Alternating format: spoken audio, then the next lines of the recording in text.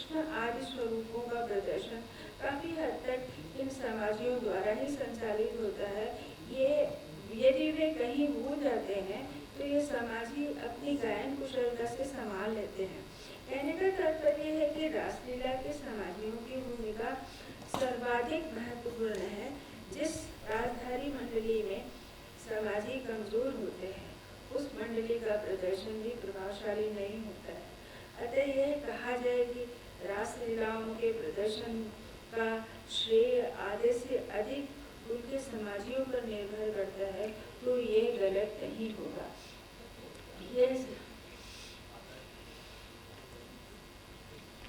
उषा जी वृंदावन से संबंधित हैं, तो इनके पास स्पष्ट है कि हरि अनंत, हरि कथा अनंत। आनंद बस थोड़ा सा जी, बस ज़्यादा समय नहीं होगा।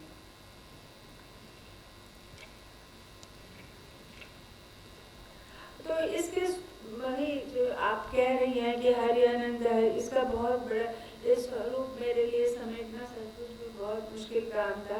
परंतु अंत में आपका विशेष अनुरोध है कि अब मैं अपने वक्तव्य को यहीं पे संपन्न करूं। तो एक रासलीला के पहला चरण होता है आरती।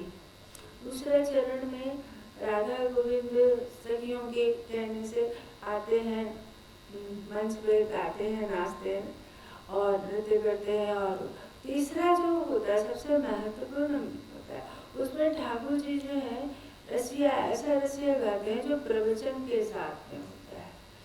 तो बस वो प्रवचन में एक ऐसा रसिया है जो कि ब्रज की प्रेम की जो रीति है, मैं उसमें वो इसमें दी गई है। बस उसको मैं आप लोगों को बता दूं, उसके बाद उनको मतलब रास बिहारी जी को प्रणाम करके मैं ये करूँगी। तो ये है, प्रेम को पंथ हमारो सब जग पे यारो, प्रेम को पंथ हमारो सब जग से न्यारो, प्रेम को पंथ क्यों न्यारा है?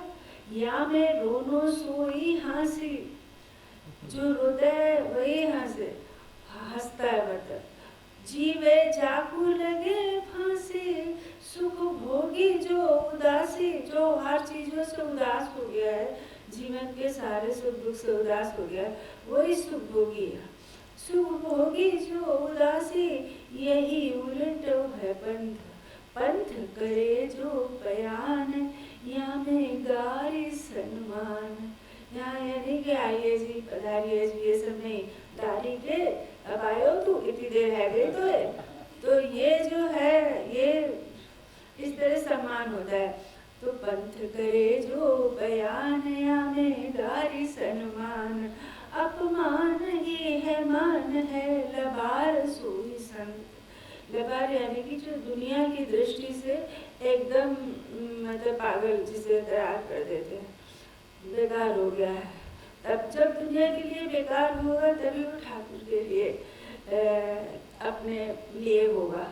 तो इसलिए तो है लबार, दूसरे लबार कहते हैं ब्रज में, तो है लबार सोई संत, प्रेम पंथ में आई लुगाई, बनी गयो सावन वारो वारो, प्रेम को पंथ यानी प्रेम पंथ में जो सावन वारो शिव महाराज थे वो भी लुगाई बन गए। लुगाई यानी कि स्त्री का रूप धारण करना पड़ा।